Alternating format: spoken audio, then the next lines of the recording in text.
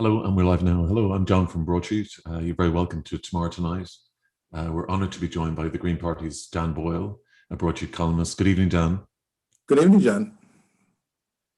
You've just come from another meeting, so forgive me for packing your night full of Zooms.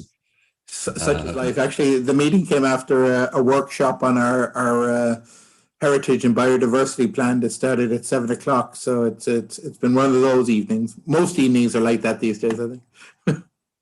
Good Lord.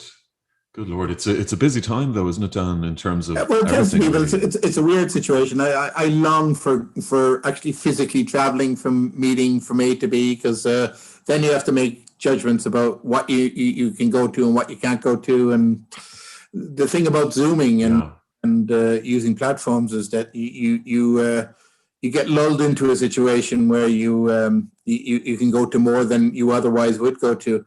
And I must admit, I've been so sucked into it that I've found myself in situations where I was using my phone and my iPad and my laptop at the same time to keep track of 3 separate meetings. And at that stage, you just got to give up, I think. Yeah, no, I've never worked as hard. Have you during this lockdown? In terms well, it's spending so much time. Yeah, spending so much time trying to connect and network with people and inform yourselves. It's been unreal. It's been unreal, and it's quite unhealthy because you're stuck to a couch or a seat far more often than you otherwise would be. Yeah. Are you getting any exercise at all? I mean, yeah, well, less than I should be. I try to factor in walks, and I got the bike and stuff like that, but I know in a normal work environment, I would be walking a lot more to get from A to B, and I'm looking forward to doing that in a real world sense, I think. Yeah. Just before we go to the papers and your column today, did you see this Mick Wallace and Claire Daly thing? And I've just heard about it, to be honest. Yeah, me too. I know they would have had kind of a sympathy towards who they were supporting and the like, but it looks like they've walked themselves into a situation where they're being used for propaganda purposes. Yeah, I would say it's it kind of just broke. I had I crashed out myself tonight. Here's some of the video.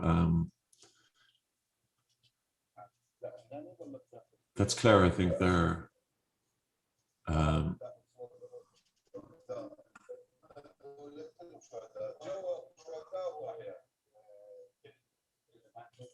suppose we came here to understand the people of Iraq, to understand the institutions better, and to get more of a feel of the place.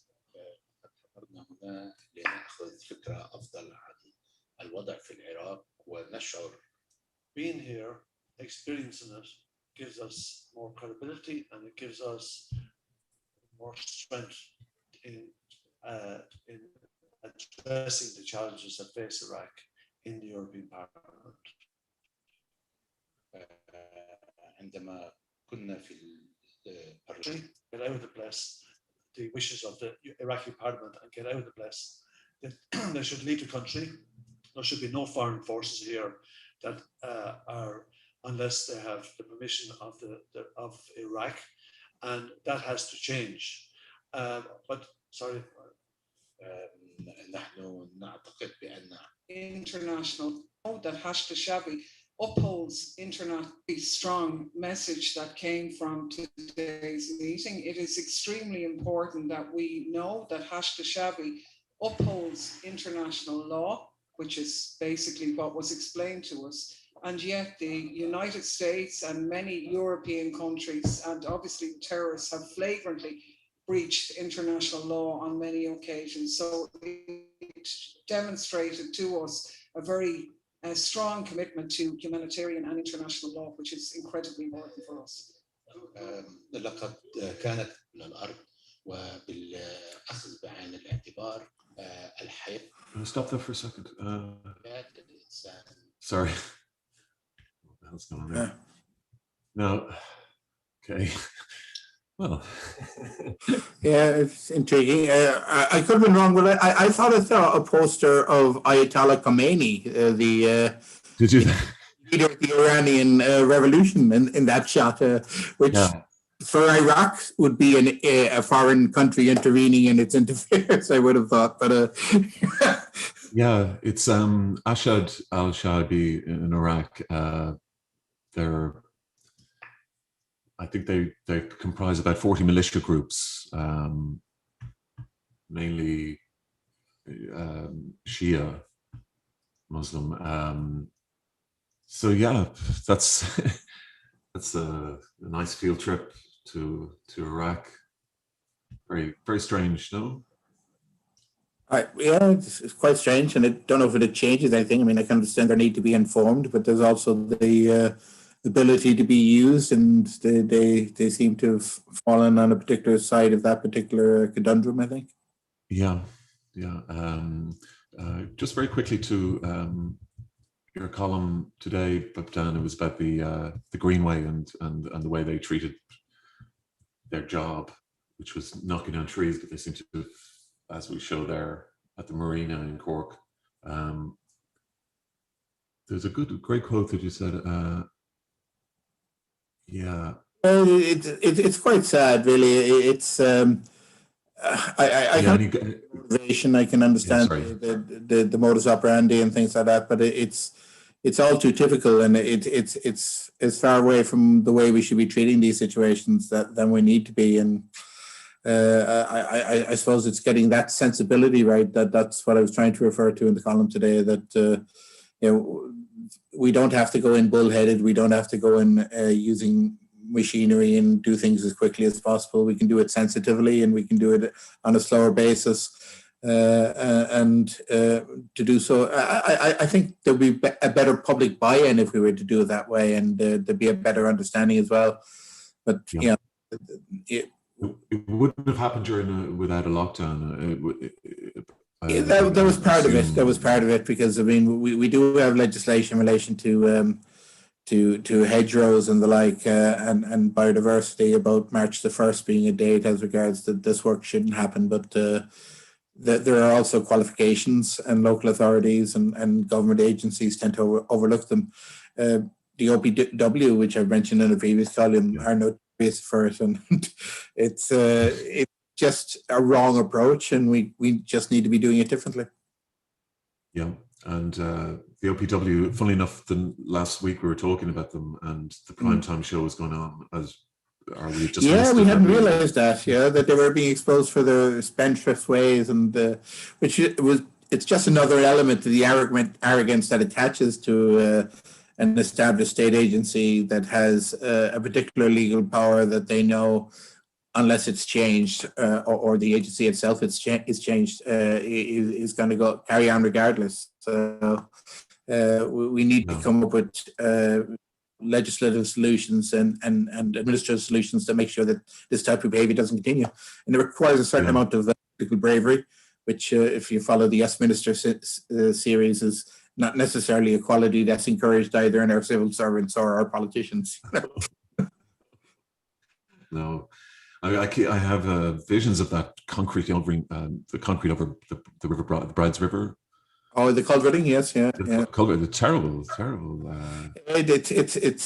They have only the one way of operating. There's no sensitivity there. There's no imagination there. And again, it's the arrogance that comes from their legal powers that are given to them, that they don't want to look for other ways, and they don't want to operate in other ways, and that's the problem we have. I actually a journalism student ring me today about the EPA, which is another state agency, and about integrated pollution licenses. And again, it's just an example that these are self-policed, and the information about whether they breach environmental standards come out subsequently through annual reports. There's no real-time information, and it's hidden in a lot of information that's available to the public but rarely sought. And it's just part of the overall arrogance that exists, that the law is to be nodded towards but not necessarily agreed with or adhered to. And that's the real problem I think we have in terms of environmental standards in this country. Yeah, and cut it down and then deal with ask questions later. Yeah. Okay, we'll go to the examiner, Dan. Sure. a paper. Half of babies missing health checks, pandemic curtailing nurse visits and 12-month screening checks.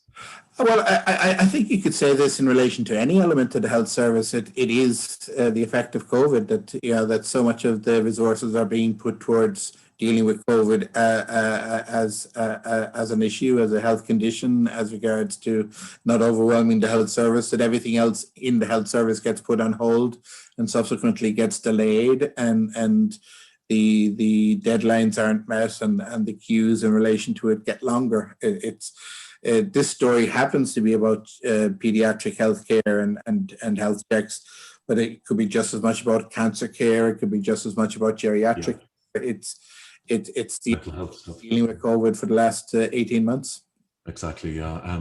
Biden has joined in this call for calm in the north. Yeah, it's hard to know what kind of reaction. I mean, I suppose the irony is that the loyalists and the unionist parties are using the tactics that they believe Sinn Féin used successfully over a 15-year period in advance of the Good Friday Peace Agreement, and ultimately what it shows is that using violence, even low-level violence, as a political tactic comes back to bite you in the end. That it might achieve short-term success, but it opens the door to others who oppose your political viewpoint to use exactly the same tactics against you, and you just find yourself in this repeating sequence of violent behaviour that achieves nothing really. Yeah.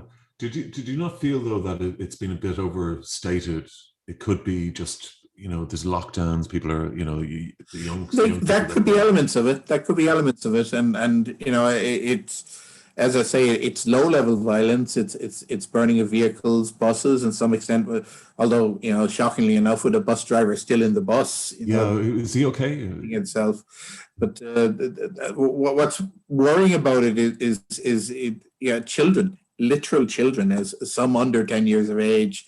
But most averaging 13, 14, 15 years of age, being encouraged by parents and other people who are supposed to be their role models in their particular communities to behave the way they're behaving.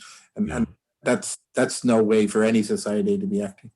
No, but well, hopefully it'll fizzle out or hopefully die down a little bit. Vacant Limerick houses used for drugs and raves. I suppose it's better than an occupied Limerick house. Well, again, it mentions Limerick, but I mean, any local authority has vacant houses, and vacancy encourages antisocial uses, and the challenge is to put the resources in to make sure that the housing units are made available for housing as quickly as possible. And there's huge divergence between local authorities as to how long it takes to reallocate a house or how long it takes to repair a house. And we lack a national standard, I think, in terms of how quickly this should be done and how well it should be done. And if we don't do it the way it should be done, that's the result, I think. Yeah, and there's no penalty for, at least for the council, to have empty council houses, is there? There's no, No. We lack that kind of a mechanism. Ironically enough, it's the thing we're trying to put in place with the Climate Action Bill. Maybe it's a principle we should be using for all legislation, all social legislation, really. That if you're not living up to your social responsibilities, that there is a cost for how you provide your services and how it affects other services you provide. Sure. Are you familiar with this landlord, Fackin O'Reilly, Cork landlord? That's very sad. I must admit, they won a district court hearing, I think, or it might have been a circuit court hearing in Cork. And I think it was a good principle that landlords have a responsibility for their tenants. Quashed in the High Court. I'm not too sure where it's going to be followed from here on, whether it'll be taken to the Supreme Court or not. But the High Court definition is in relation to property, private property as against public good. And that's the problem we have in our Constitution.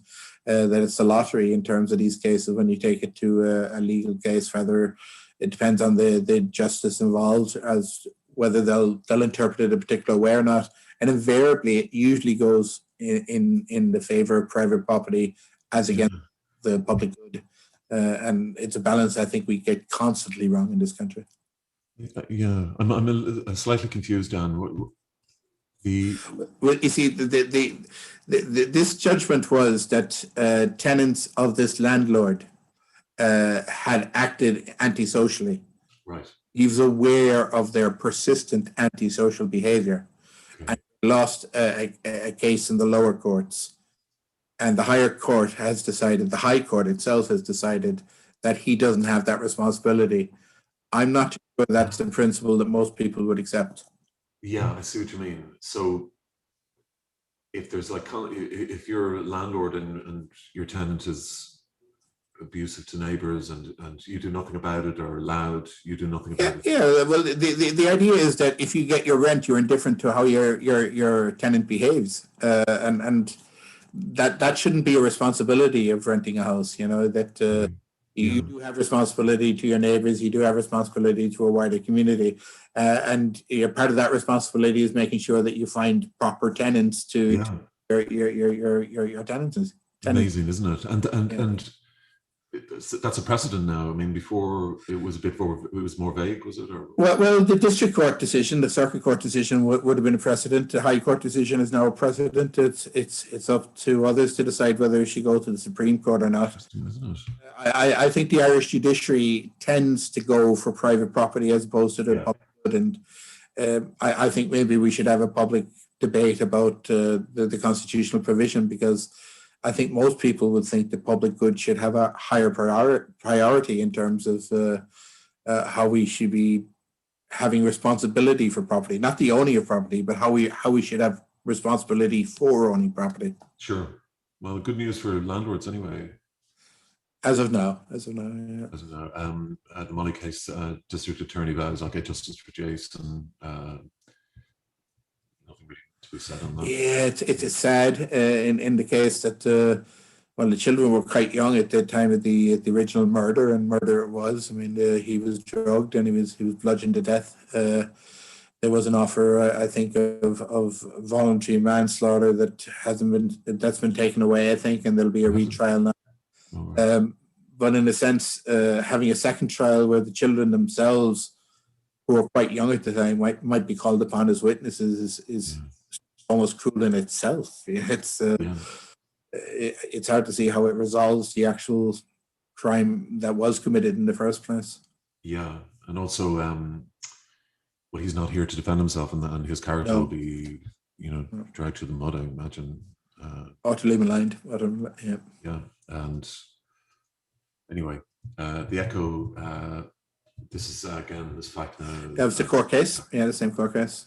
The COVID Party House in Party Central. Is it near where you are, Dan?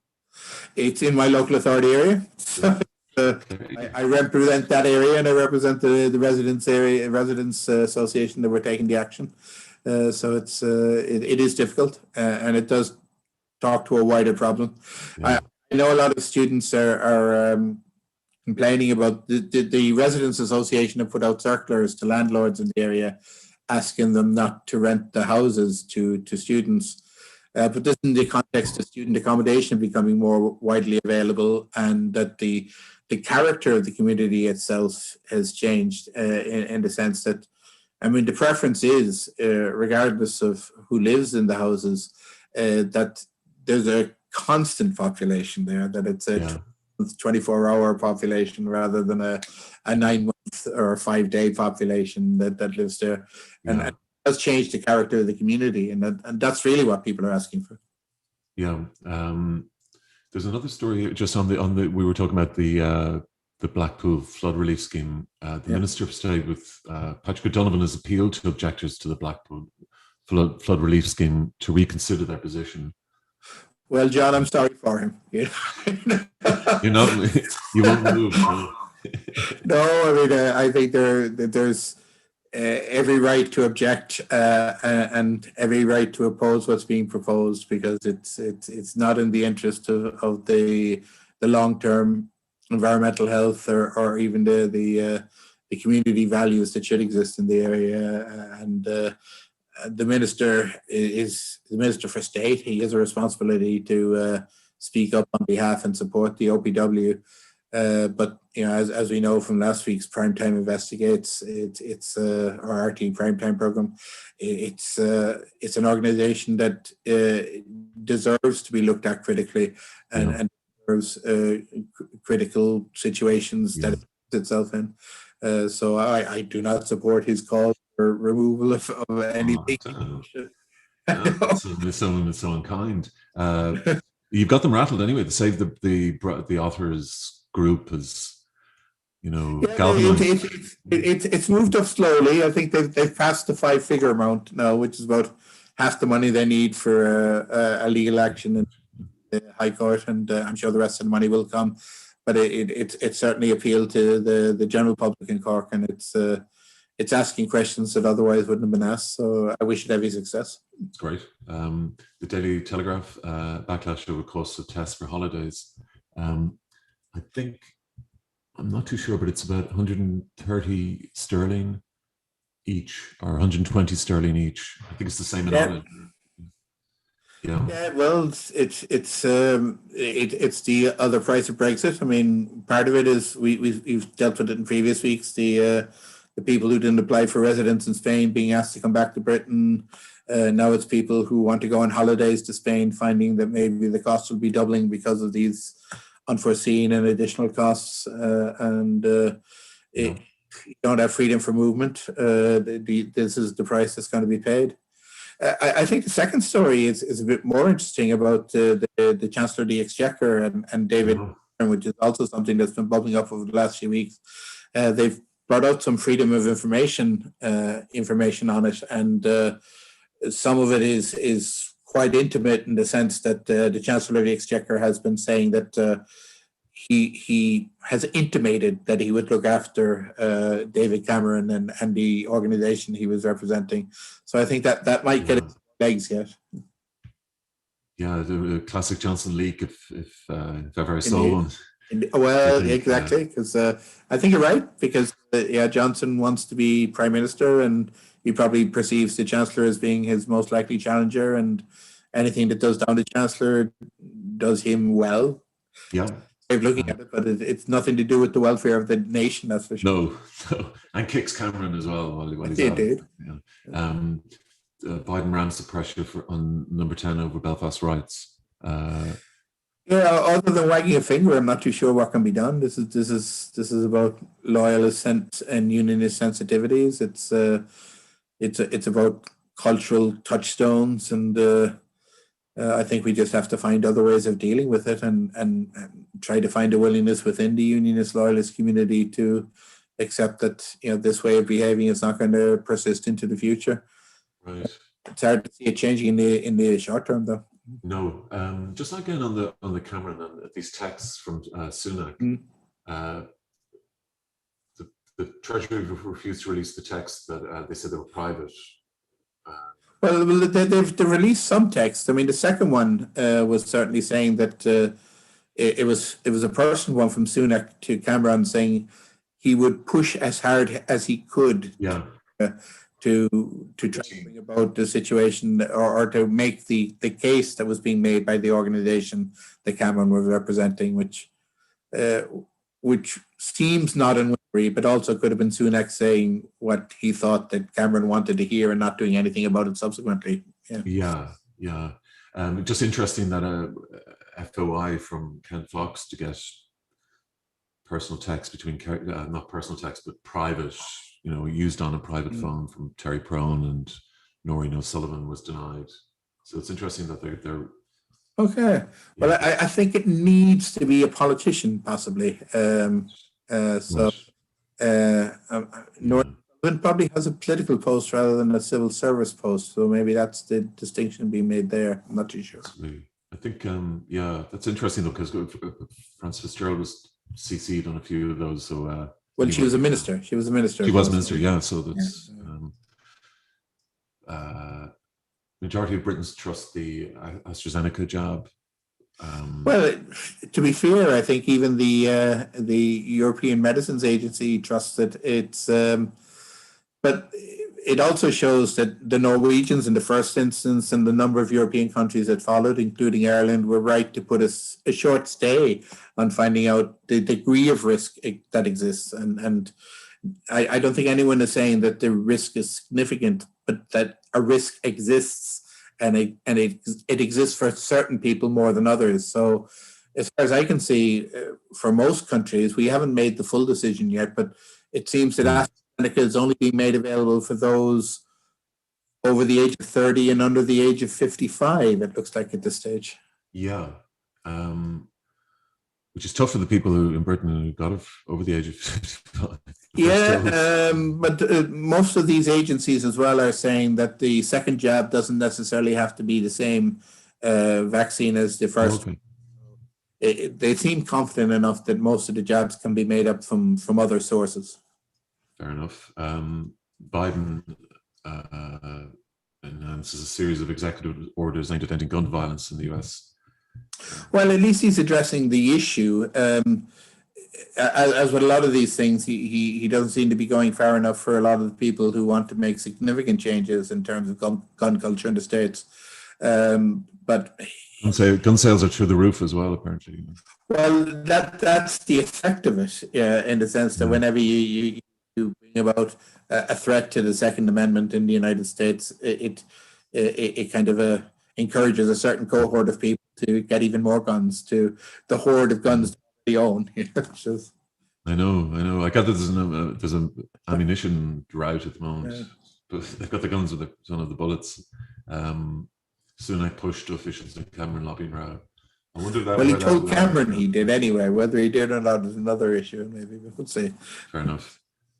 This is an unfortunate juxtaposition with the headline and the photograph. It's quite clever though. A lot of this, and well, the choice was not intentional. Do you think it's intentional? Yeah, it does kind of speak to a certain mindset, I think. But again, the sad thing about 9 and 10-year-olds in Belfast to be pushed into situations like that, it's unconscionable. Yeah. Well, hopefully, again, it's just this sort of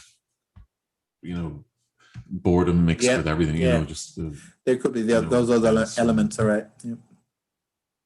Yeah, and the weather's improved up there a bit for this week. Keep taking AstraZeneca vaccination. Morning Star and NHS workers go green for sake of public health. You'd be pleased with that? Well, particularly as it's the Morning Star. Yes.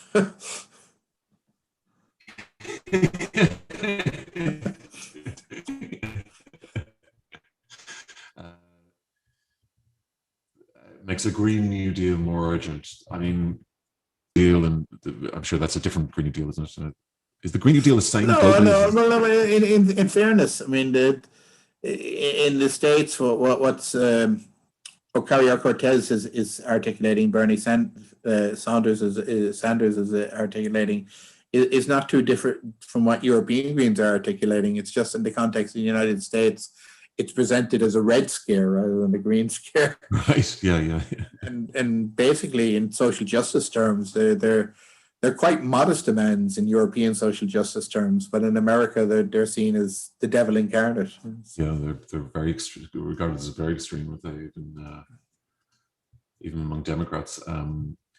Biden's global tax plan calls on big multinationals to pay local levies. This is interesting because we could maintain. I know a lot of people are starting to get concerned in Ireland, but to be honest, I think we've been preparing for this for the last 4 or 5 years, and our budgets have been predicated on the fact that that the golden payouts are going to end soon, and we need to be looking at different ways of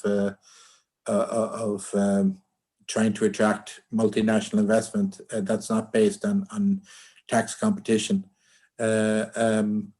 We've been phasing out the double Dutch thing has been gone for several years, and the amount of claims that can be made against Irish taxes are quite high, or not as high as they used to be. Sorry, but you have found that a lot of the corporations concerned, Apple is the biggest taxpayer in Ireland, despite everything, and right. years it had been Pfizer's. So we do receive significant amount of corporation tax through the multinationals who have been presumed at not are paying little or no tax.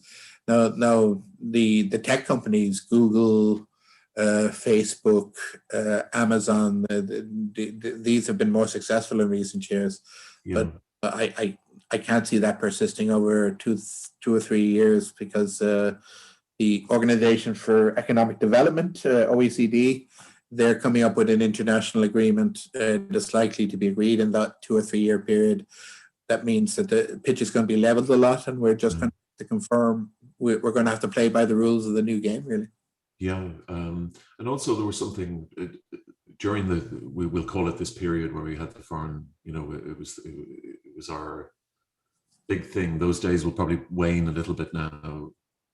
They will, but the hope is that the nature of the economy is going to change, as well as now we don't know, and there's a lot of uncertainty as what post-COVID will be, but there's a presumption that there's a pent-up demand economically, that quite a lot of society have resources that they haven't been able to spend because of the restriction of the economy, and that if properly directed, that could be directed into a lot of localized economic activity, and that we might get the same benefit, at least in the short and medium term.